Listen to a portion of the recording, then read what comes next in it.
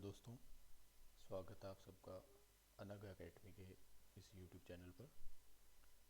आज हम बात करेंगे आरएस मेंस जो भी जून 2025 में होने वाला है, उसके लिए करंट अफेयर्स की। एकेडमी ने ये सोचा है कि जो एस्पिरेंट्स इस बार मेंस दे रहे हैं उनको लिए जो मेंस के लिए डेडिकेटेड एक करंट अफेयर की सीरीज़ लाई जाए।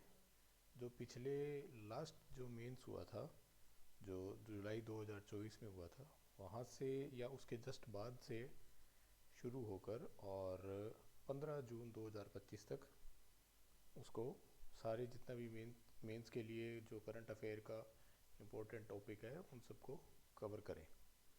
तो किस तरीके की ये सीरीज़ रहेगी उसके लिए वो सब चर्चा कर लेते हैं।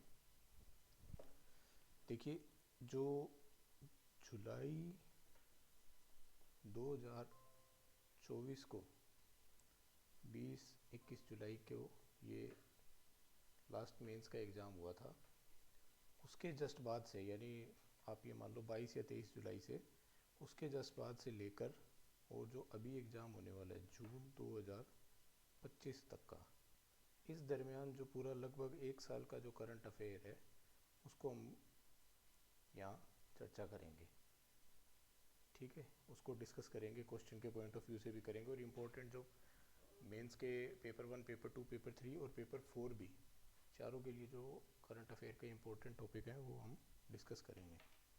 ठीक है, अब ये प्रश्न उठता है कि हम किस तरीके से इसको कवर अप करेंगे। तो जो डिसाइड किया गया है वो ये है कि जो ये सीरीज़ चलेगी वो किस तरीके से कवर करेगी। वो 3 तरीके से आपके करंट अफेयर को कवर करेगी। ठीक है, पहला तो क्या होगा, वीकली। दूसरा होगा आपका मंथली और तीसरा होगा आपका क्वार्टरली। ठीक है, अब तीनों ये पैरेलल में नहीं चलेगा। इसमें क्या होगा कि जो जैसे हर महीने में 4 आपका वीक होते हैं। ठीक है, तो हर महीने की वीक वाइज 4 वीडियोज़ आएंगी, जिसमें first week, second week, third week और फोर्थ वीक, 4 वीक के अंदर पूरा महीना कवर हो जाएगा। तो इस तरीके से पहले ये सीरीज चलेगी। ये क्या करेगी, आपका जुलाई 2024 से लेकर और जून 2025 या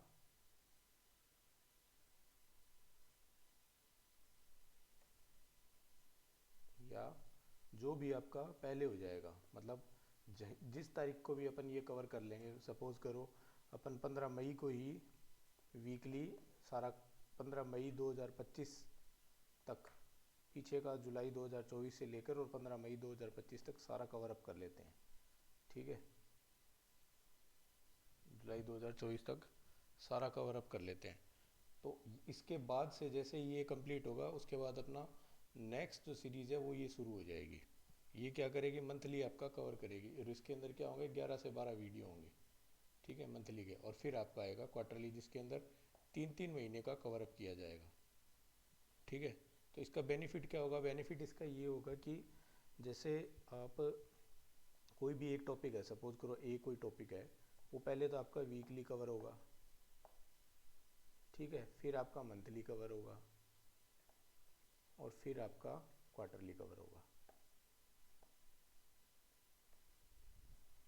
ठीक है, तो एक ही टॉपिक आपका 3 बार डिस्कस होगा, सेम ही स्लाइड से, सेम ही टीचर के द्वारा और उसी फ्लो और एंथुसियाज्म के साथ।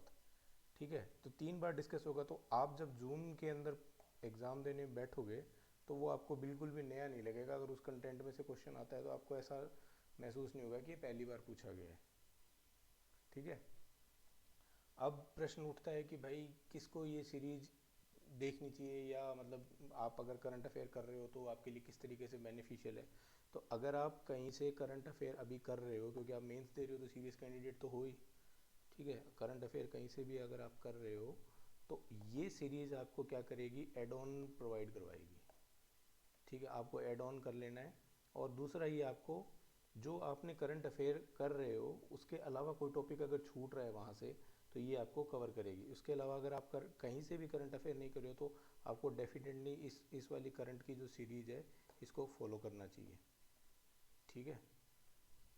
अब अगर आपके दिमाग में ये बात है कि भाई करंट अफेयर का तो मेंस में इतना वेटेज ही नहीं होता जितना प्रीलिम्स से होता है, जो जनरली एस्पिरेंट्स के दिमाग में ये बात चलती है, तो ऐसा मैं आपको क्लियर कर दूं कि पेपर 1, पेपर 2, पेपर 3 और पेपर 4, चारों के अंदर आपका करंट अफेयर का इक्वली वेटेज है।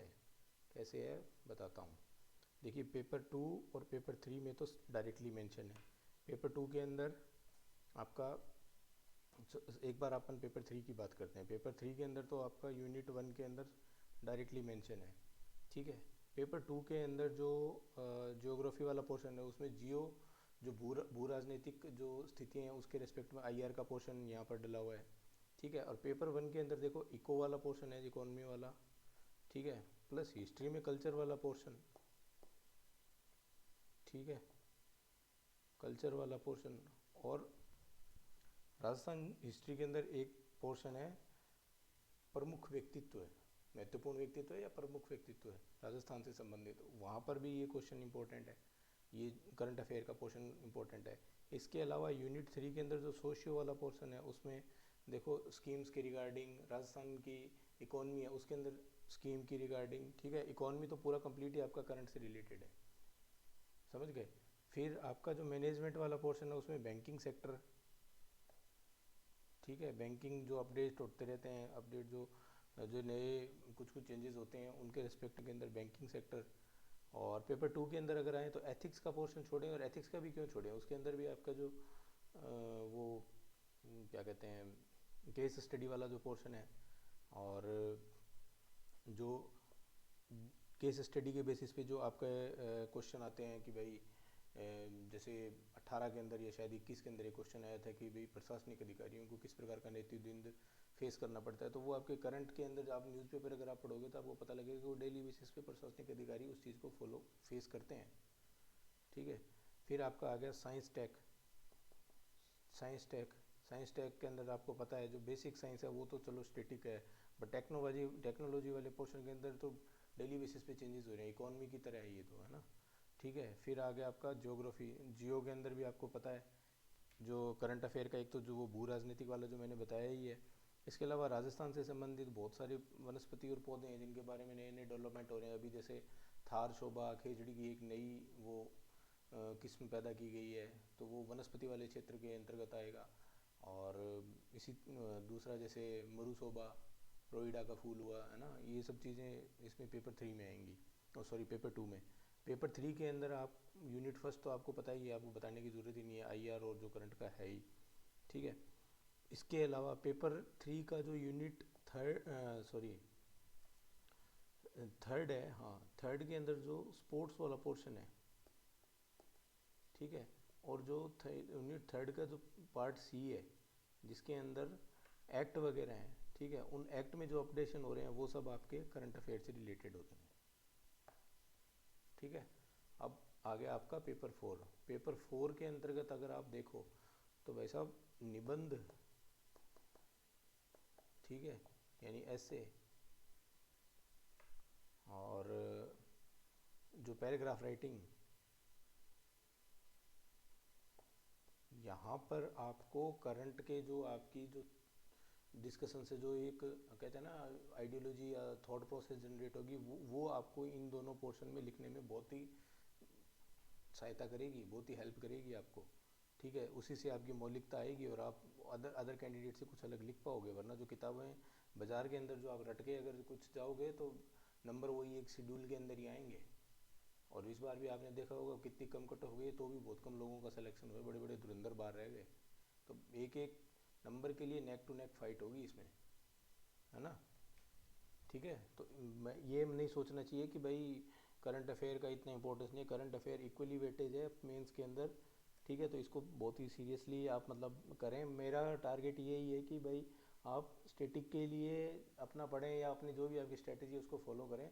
करंट के लिए आप थोड़ा और इधर से साथ के साथ देखते चलेंगे तो आप एक एज ले लेंगे 15 से 20 नंबर की अदर कैंडिडेट के कंपेयर में, और 15 से 20 नंबर इस कंपटीशन एग्जाम में बहुत मायने रखता है। आपका सिलेक्शन डिसाइड भी कर सकता है, आपके रैंक भी डिसाइड कर सकता है, और आपकी सर्विस भी डिसाइड कर सकता है, ठीक है। तो इन चीज़ों पर थोड़ा गौर करें। और तीसरी चीज़ एक आपको बता दूं कि भाई करंट अफेयर यहाँ जो पढ़ाए जाएंगे ऐसे सीधा ही नहीं पढ़ाया जाएगा कि मतलब जैसे जनरली यूट्यूब पे और चैनल बता रहे हैं, मैं किसी को क्रिटिसाइज़ नहीं कर रहा हूँ, ठीक है। यहाँ मैं आपको पेपर वाइज, ठीक है, पेपर वाइज एक तो